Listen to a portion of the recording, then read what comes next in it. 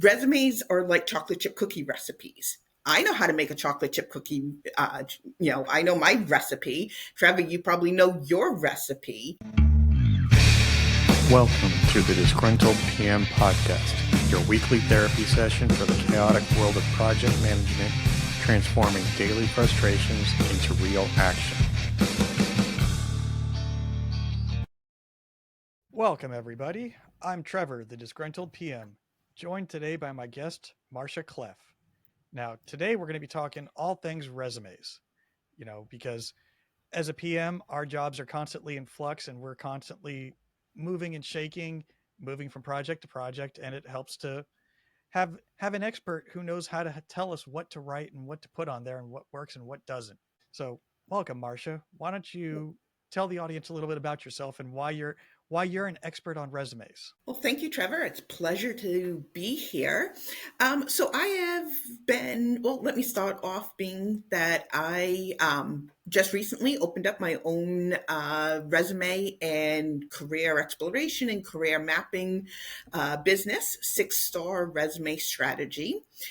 Just had my grand opening in July of 2025. So brand new, but I've been doing the resume, the career exploration, the career mapping for the past 20 plus years.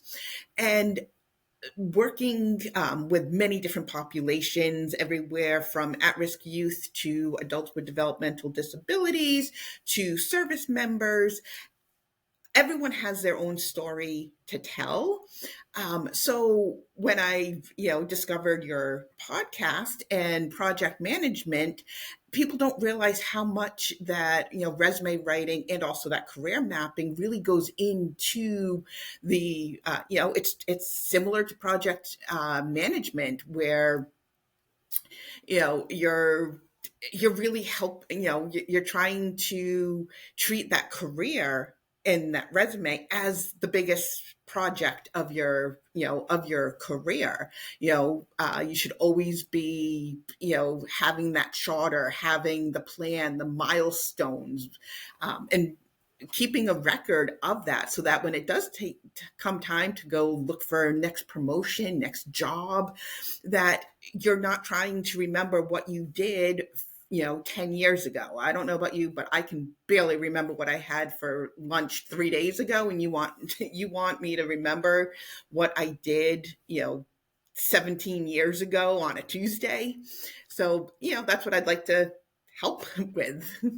Yeah, I always say I can't remember what I had for dinner last night. Never mind what you're asking me what I did 2 weeks ago. Right.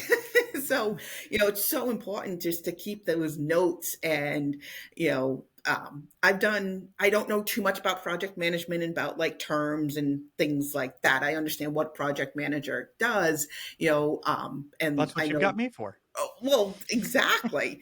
And just like now, project managers use the like Scrum Masters as well, right? Or am I Mhm. confusing terms? Well, they're different roles, but they're somewhat synonymous with the way that you run projects because a scrum master is only used really in agile, and Okay. there's not really a project manager in agile because the role doesn't translate. So Okay. it Um, most project managers are scrum masters by certification purposes and also sometimes the role, but it's kind of an overarching encompassing, okay. it's kind of like an overlapping of a Venn diagram, I think would be the best way to describe it. Okay.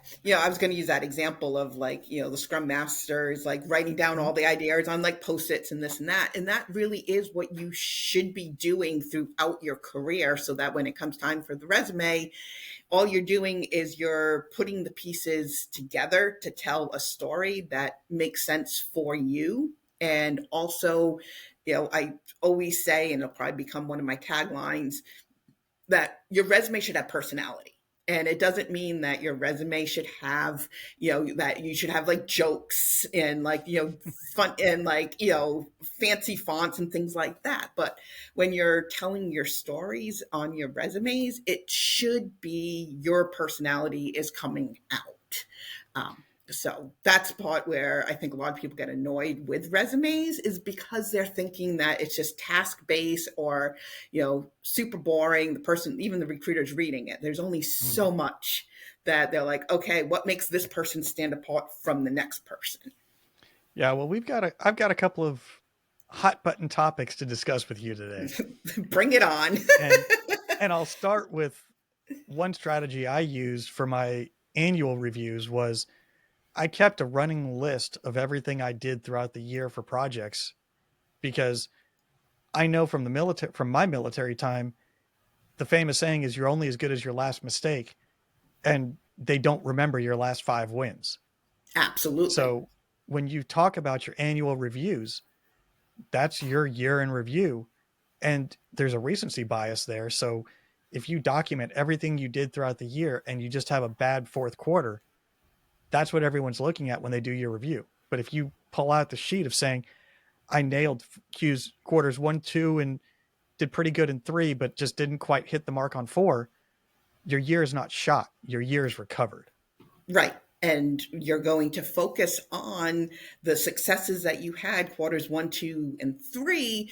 Yep. And even that, like, okay, you didn't quite hit, quarter four the way that you want to, but what did you learn from it, and how did you overcome it, and even being able to say how you overcame it.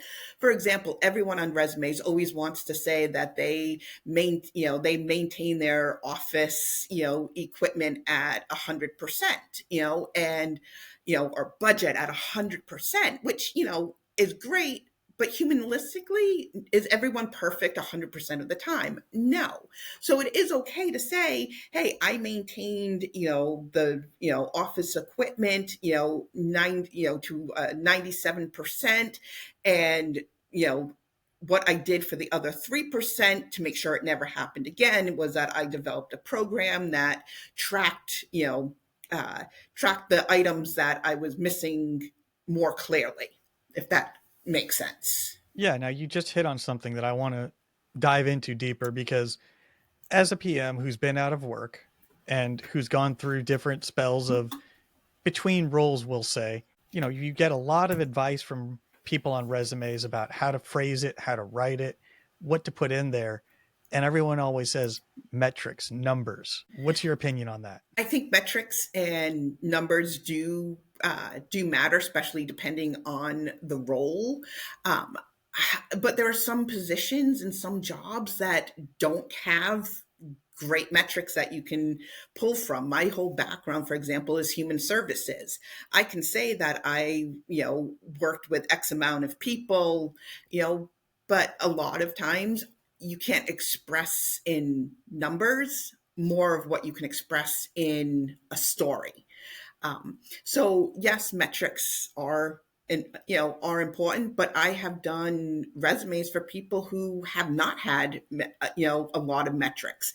But what we focus on then is the results. Making sure that the resume is result driven and not task driven. And there are some recruiters out there that really feel like, okay, again, metrics and numbers are good, but how realistic are they? Statistics are only as good as the person who's interpreting them. And I always say the best resume out there is the one that gets you the job that you want. I also say, like, have 3 or 4 people review resumes. And anyone who has sat through one of my classes before, they've heard me say this a million times. Resumes are like chocolate chip cookie recipes. I know how to make a chocolate chip cookie. I know my recipe. Trevor, you probably know your recipe. That's So my wife. okay, so your wife's recipe. So if you put if you put a whole bunch of the recipes together, the end result's still going to be a chocolate chip cookie. But I may go, oh, you know what? I've never thought about putting mint chips in with my chocolate chips. And the same thing with resumes, where have 3 or 4 people review it, and they're all going to come back with different opinions, and pick and choose to make it your own. Um, Yeah, I you know, like that. I like that strategy because that's something I always tell people too is, you know, I go back to a group dynamics class that I was in where I got all kinds of feedback and a lot of it was not flattering. No, And what I did was I ran it through the filter of talking to some of my fellow PMs because I'm like, this feedback is what makes me great at my job. And everybody else kind of agreed with me. They're like, that's what you should be doing as a PM. But the feedback that I got from the other people, they weren't PMs. They were right. they were in roles where their goals were totally different from what I do. So what I look at as a strength, they were looking at as a weakness. Absolutely. And it's one of those things like when I write resumes, I use AI as a tool. And I use it as a tool for wordsmithing. And also, I don't know, I said it earlier, I don't know all the terms of project management. I don't know all the terms of culinary, so use being able to use that tool to kind of be like, okay, well, this makes sense. At the same time, AI is always going to think that it's the best out there, meaning that I have worked on a resume, and then I have literally cut and pasted it right back into the same AI program. And it says, well, these areas are good, but these areas aren't. And I'm like, you just did, like, you're the one who helped me with this and the wordsmithing. And so again, write that resume, have AI maybe look at it, but also keep it your own. And you just brought up something that I kind of really want to dive into a little bit more is the AI piece of this because, you know, I've heard all the same hacks, tricks and tips you have that oh, copy the job description and then put your resume in and use your favorite AI tool and it'll optimize it for for the application process using all the keywords, all the buzz phrases and everything else and it'll tailor it for you. Use my super secret special prompt. Right. And again, sometimes it works. I use Chat GPT. I mean, I even pay for it, just because I like it. I use it on my personal, side of my life as well. But even with that, it's not always going to give you the right, the right information. And by cutting and pasting the job description, sure, it'll give you the keywords, but if you're not using the keywords properly, that's going to be an issue. If they mention the word program, throughout the job description, AI is going to think that program is a key word, where the only reason why program is mentioned is because the company's name is XYZ program. So you got to be really careful with that. It's always good to review the review the job description yourself, and kind of, even I'm old school. I still like to print things out and highlight things. So I kind of do that to find what I think are the keywords. And then I will run it through like AI and say, and find out what their keywords are, and I'm pretty good at it. I'm pretty good at taking out those keywords, but it'll also tell me some of the keywords that have nothing to do with the position itself. Yeah, so let's talk about kind of the contrarian aspect of your role because I've interviewed people, I've heard a lot of different discussions, and one of the things I keep hearing is the resume is dead. It's a dead art form. It's a lot. It's not how you get roles anymore. And I have definitely heard that. Definitely something that I won't say wakes me up in the middle of the night, but there are times that it keeps me, it keeps me, awake, trying to fall asleep. I don't think it is dead. I do think the throwing it out into the wind is no longer the right, is no longer the greatest way of doing it. Job boards, Indeed, Monster, a lot of times they're using their own AI system and they're just looking at every company's like career page and they're just throwing it onto their platform, which is okay. But I always say make sure you're applying, if you can, apply through that company's career page. It's just much easier. But to get back to that, is it dead? I think like I said, throwing it out there is a little bit older. I think being able to network and talk to the person, and the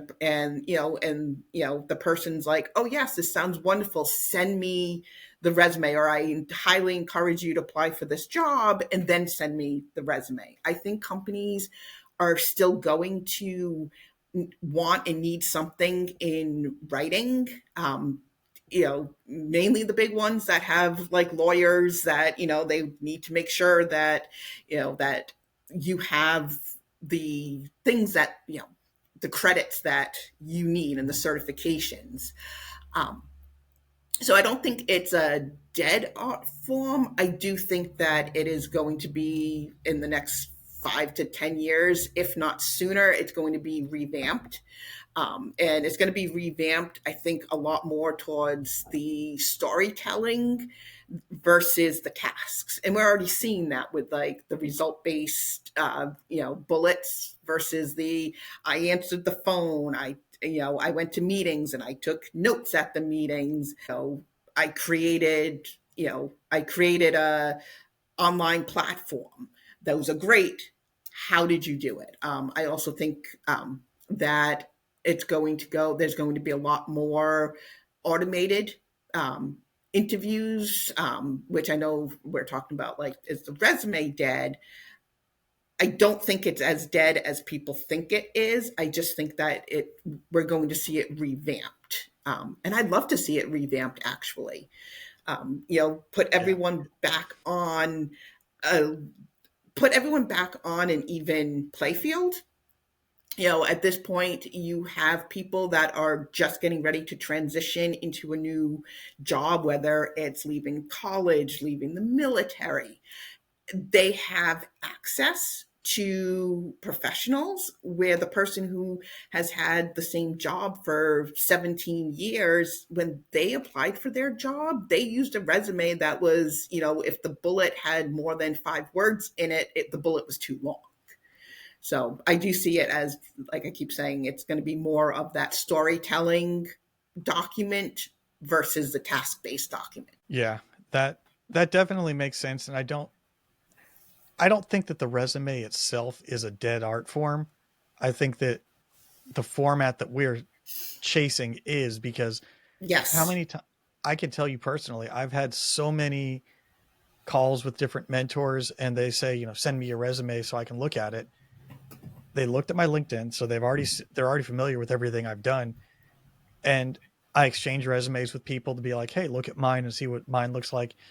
And it's just not it's a competition that you can't win No, no. because everyone's got to have opinions about how you wrote it, your format, your font, your templates, everything. And it's so subjective to getting it.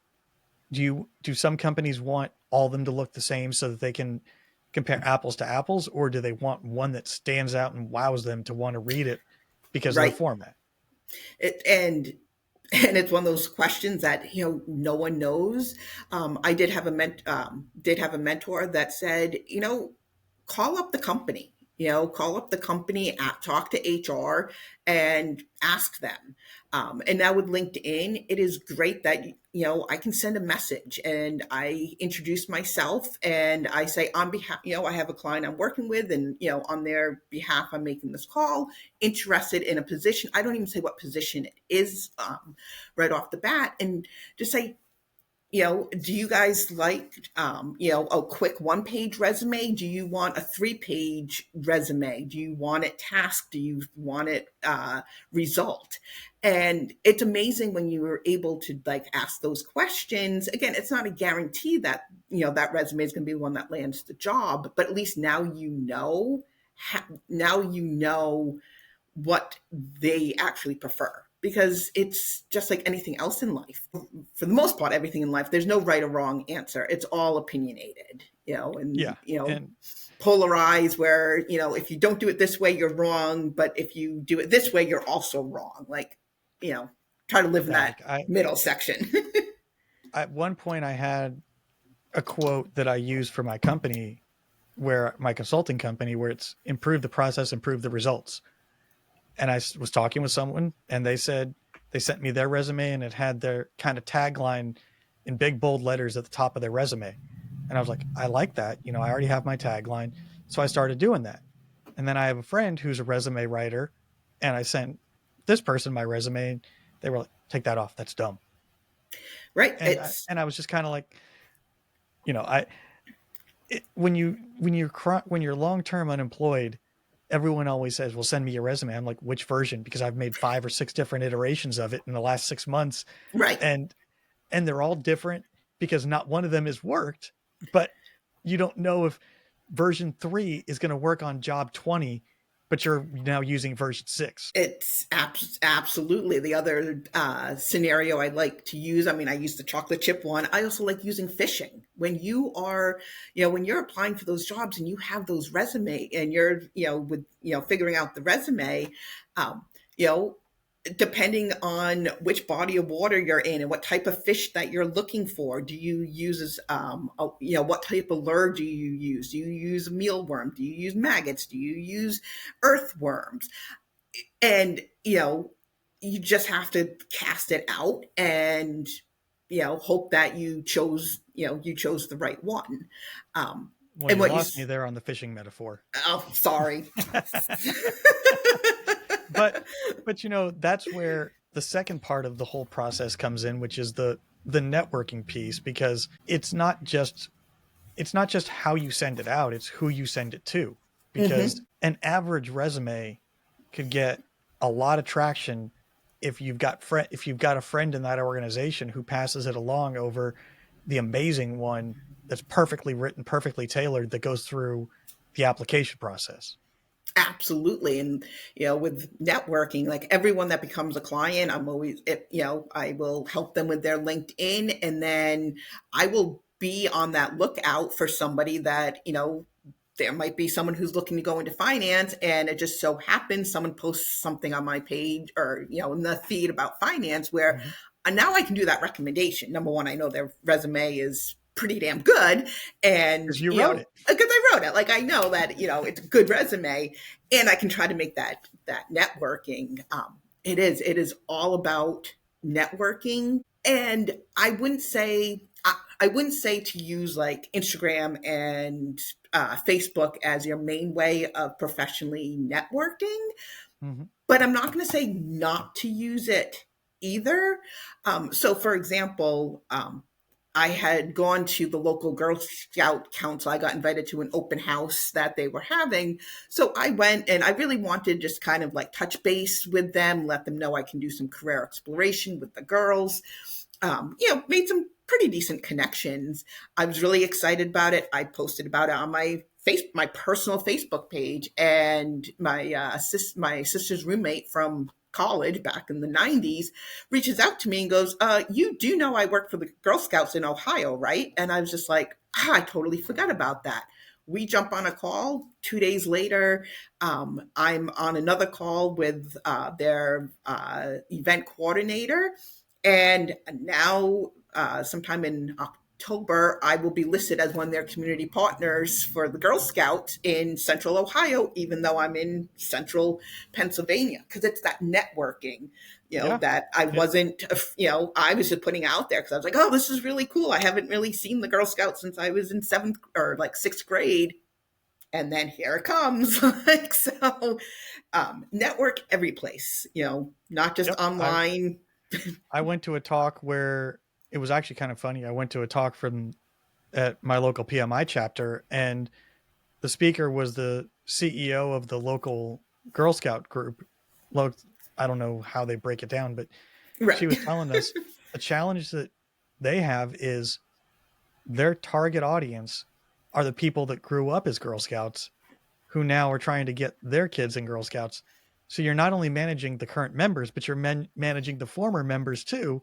Hmm. And it was really an interesting dynamic because it's one of the only organizations I've ever seen where you're not just managing the members, you're managing the former members to get the word out for your current members. Absolutely. Um, and here it is. You probably, that networking, they probably don't have too much to do with project, looking for a project manager, but yet here it is. You just had this great conversation. Yep. You're promoting the Girl Scouts. Did you ever think your this Well, interview my would go in daughter's that one. way? My Okay. daughter's one. So, like, so the more people will say your name, the better. I remember, Well, so in a I got positive way. In a in a positive positive way. way. Yes. I I have the tendency to just stop talking to people. And I'll never forget, it was for a professional conference. I have my master's in college student personnel. So, ages 18 through 24. So I'm at this, like, the professional convention of the year as a grad student. And we're in line to get, food or whatever. And there's a guy standing behind me, and it was a long line, and he's like, oh, you think they'd have more booths set up or something? And I was like, yeah, and I saw it was like one of the target schools at the time that I was looking to see if I wanted to work at. And I was just like, oh, so I see that that you work at University of Rhode Island, school I graduated from. He wasn't from there, but, and he's like, yeah. I go, so what do you do there? He goes, oh, I'm the president. And I'm like, oh. I was like, well, I'm a grad student, and just recently, I went to another networking event with my chamber, and it was one of the school districts that I'm trying to get into again, working, with, the students that are transitioning. Same thing.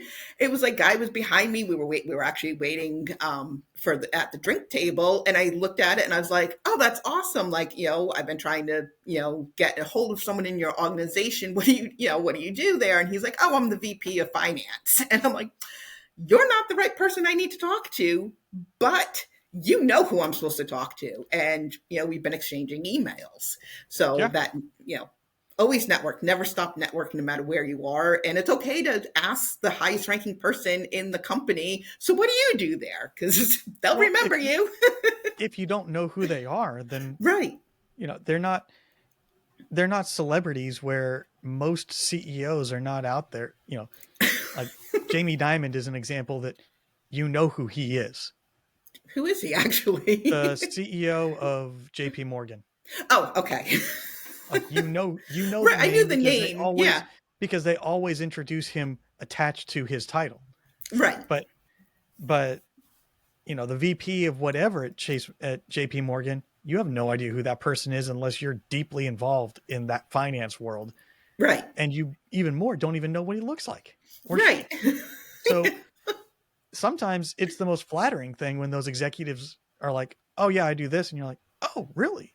Because they're used to people not approaching them because in their own organization, people know their role, and they're like, I don't want to, just like the military, we avoid those flag officers like crazy. Where and for me, being the spouse of a retiree, like, and then I get my job at Carlisle Barracks in the TAP program.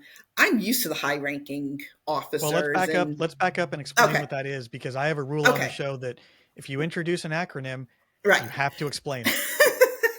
So TAP is the Transition Assistance Program.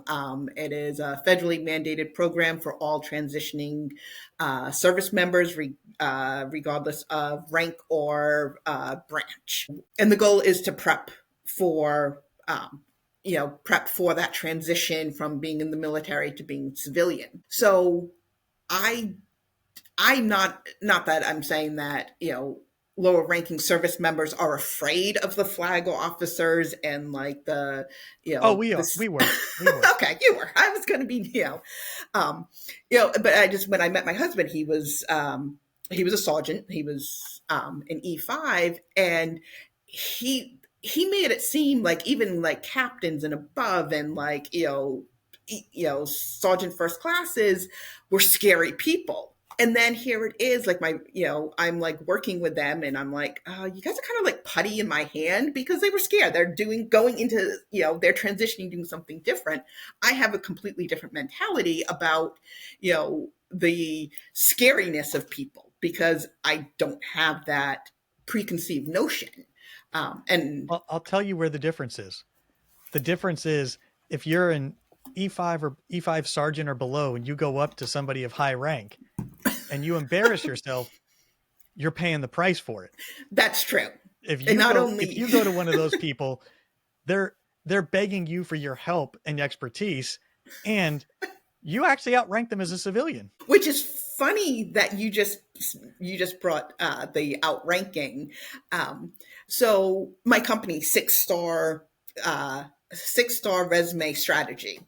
The reason we call it 6 star is that my husband will introduce me to people, and he'll say, have you ever met a 6 star? And they're like, what? And he's like, yep, because Marsha will never outrank anyone else in my in my life, which is how the 6 star came up.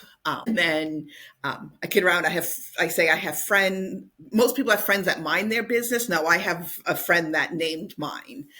We were telling that story. I was telling my goal of, like, opening up a resume, writing business, and she goes, "Oh, so like 6 star resume." So that's how my name. That's how it became Well, it named. works on multiple levels. Yes, it does. And then star is one of the resume terms that Yep. we use: the situation, task, action, result. So it just all worked together. Yep. And I know I just went on a tangent about, like, No, my you're name, fine. but it You're was just fine. funny the way you said it. That's what this show is about. It's about a conversation and not an interview.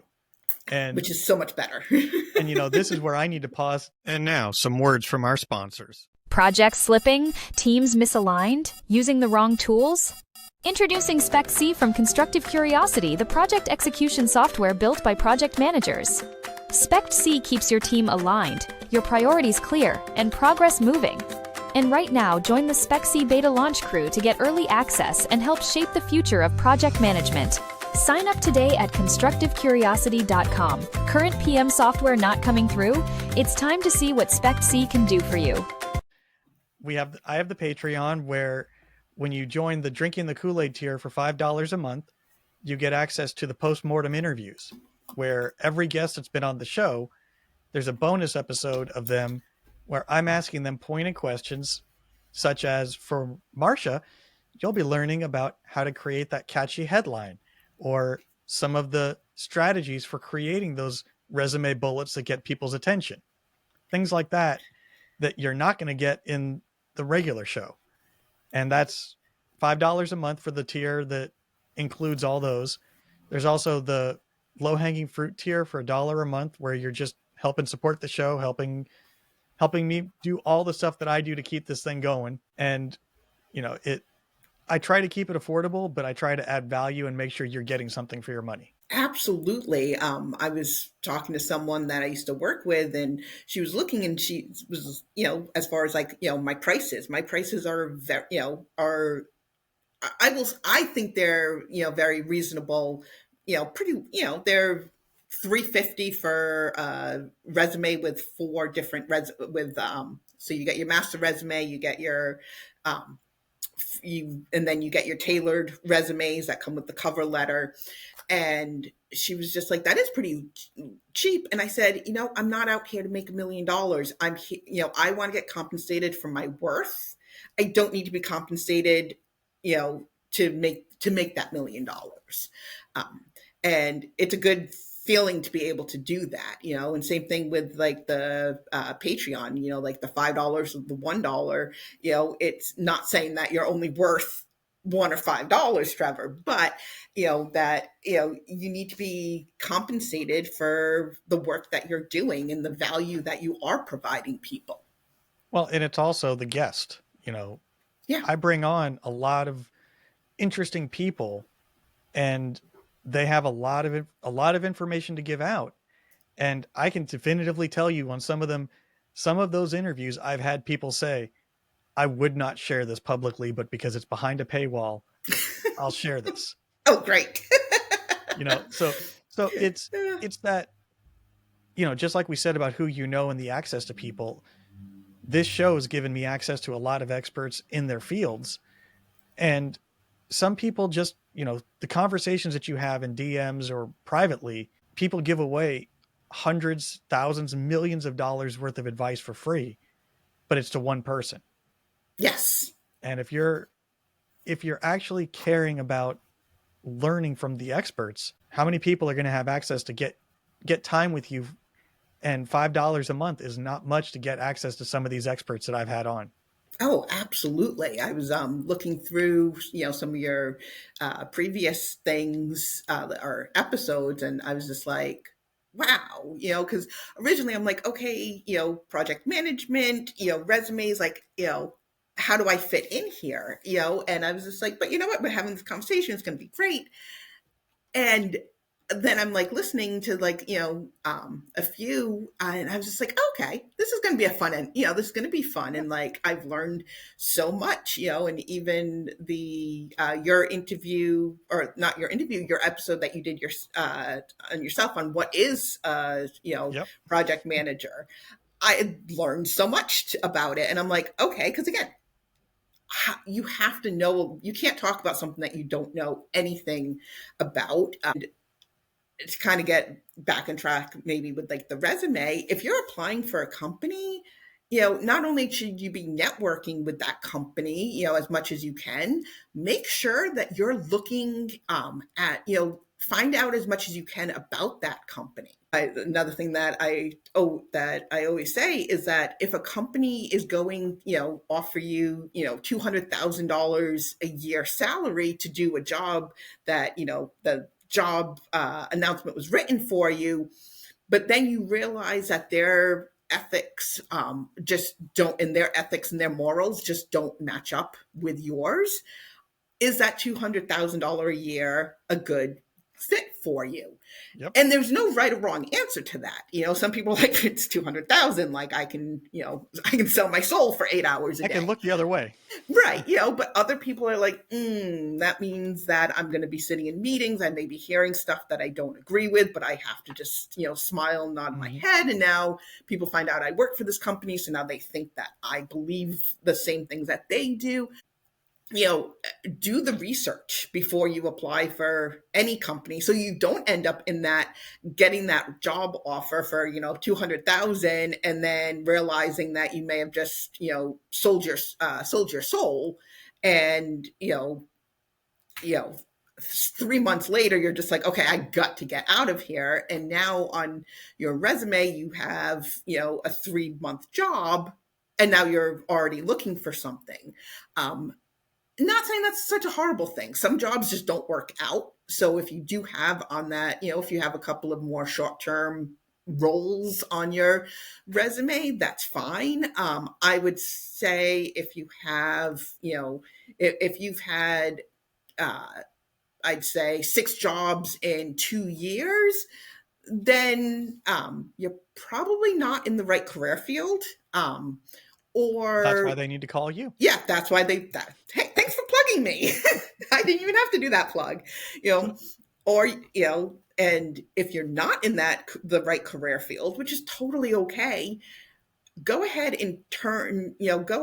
and let's make that, the chronological resume into a functional or a combination resume, because now you're focusing on the, what you do bring. And that recruiter is only spending, about 7 seconds looking at that resume. So don't bury all your skills at the bottom, the bottom half or the second page, when you can have those skills that you bring to a job that you may not have, it may not be in your field, but the skills.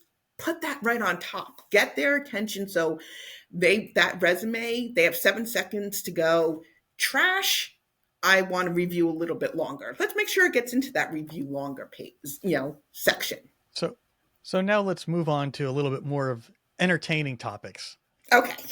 Because we've gotten pretty deep on this, and I like to end the show with some fun parts. So absolutely, you've reviewed, we'll say, thousands of resumes, correct? Yes.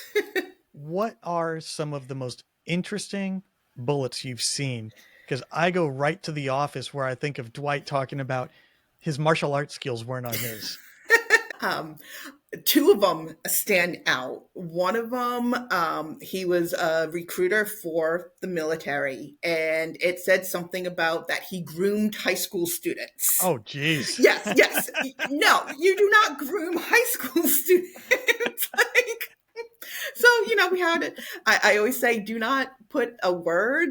Don't put a word that is also associated with a crime. It's Yes. okay to say executed if you use executed, but never use groom on on your resume. The other one that really just it cracked me up because he wrote it very negatively and we just needed to flip it around. It said, I have it on my phone because I took a picture and I saved it because it was just one of those great Yeah. those great You had to things. see it to remember it. Yes. Let me see. Good thing I have glasses. So his original one. Why? Now it's my phone being stupid. Okay, developed physical fitness plan for 38 cadets remediating their lack of physical fitness. That's kind of negative. That So almost sounds like a compliment sandwich there. yes, yes. So all we had to do was just take out the word remediating and put increasing and Mhm. take out lacked of. So then we became developed physical fitness plans for 38 cadets increasing their physical fitness. Boom. We said the exact same thing, but without all that, without the negativity of, Yeah. remediating. So, So um, so every guest gets a personalized question by me for them. okay, bring it on. Now, I'm going to start with dogs or cats. Oh, dogs. You didn't hear my dog barking earlier? Okay. Now, if you go to the you're asked by the Humane Society to come up with a 3 bullet resume for dogs to get people to adopt more, and it's sitting there right on the window. What are the 3 bullets for a dog going to be? um, ooh, let's see. I always like to make the random questions associated to your expertise to make it Right. even more fun. Oh, absolutely. I'm using Rosie as my dog, so I'm going to use her as an example. Ensures household protection 24 hours a day, 365 days a year,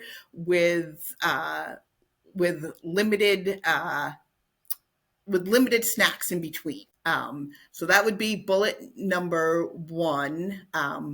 The second thing, uh, provides hole digging in the backyard, free of charge, with lots of energy and no need for breaks. And the third one would be created a new way to show love and affection that your heart would never know. There you go. Yes, I'm patting myself on the back for that last one. Hey, you know what? This just shows how. Think of it this way: if you're listening and you need some help with wording on your resume, she came up with those on the fly. She had no idea that question was coming. None at all. And So, I've got some real funny ones that we can share behind the payroll, but that those will definitely need to be paid for. so I'm going to turn the floor over to you now and tell the audience where they can find you, your services you offer, and those kinds of things. Absolutely. I encourage everyone to follow me on LinkedIn, and that's Marsha Clef. There's not too many Clefs out there. I believe I might be the only one in with my name, so you can find me there. My website is Six Star Resume. That's six, the number, then starresume.com. I have all my all my pricing, all my products. So I do the resumes, but I also do career exploration. Great if you just don't know what you want to be when you grow up. I have and then we can also do career mapping, which is great if that you want to be in project management, but you don't know how to get from point A, like entry level. Hey, I don't want to be an entry level program manager the rest of my career.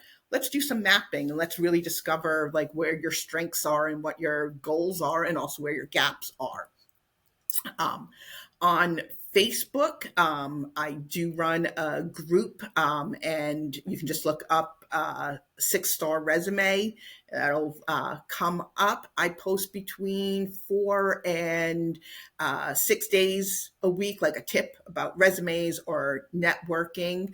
I will be honest that whatever I post on LinkedIn, I just cut and paste into my group, but that group has funny pictures because Facebook allows that. So yeah, LinkedIn does too. they can do gifts and stuff. Oh yeah, you just have to find the right places to find that humor. Okay, see, you're going to teach me something. So There is a yes. fun side of LinkedIn. It exists, I promise. I like LinkedIn. I think it's fun.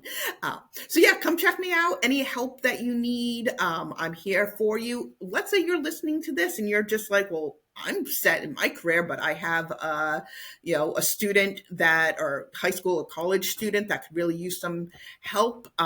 Their prices are a little bit cheaper. They have less experience. Also, not sure when this will actually air, but I do gift certificates. What better gift can you give someone for the holiday season, a birthday or anniversary or whatever, than a gift of a successful career? Successful careers start with me. So contact me for a gift certificate. Or you give it to that person who just got laid off and say, let me help you. Well, that as well. Absolutely. So with that, all links to all of Marsha's stuff will be in the show notes. And as always, I encourage everybody to like, subscribe, follow the show, keep listening. And if you're enjoying my guests, tell a friend, please, because that's how the show grows, is through people referring people. And if you like it and you like the guests, subscribe to the Patreon to get more behind the scenes, more information from the guests of their expertise. And I'll end it like I always do. May all your deliverables be on time, your budget's in the black, and your scope not creeping. From Marcia Clef, I'm still Trevor, and I'm still the disgruntled PM. Thanks for listening. Have a good one, everyone.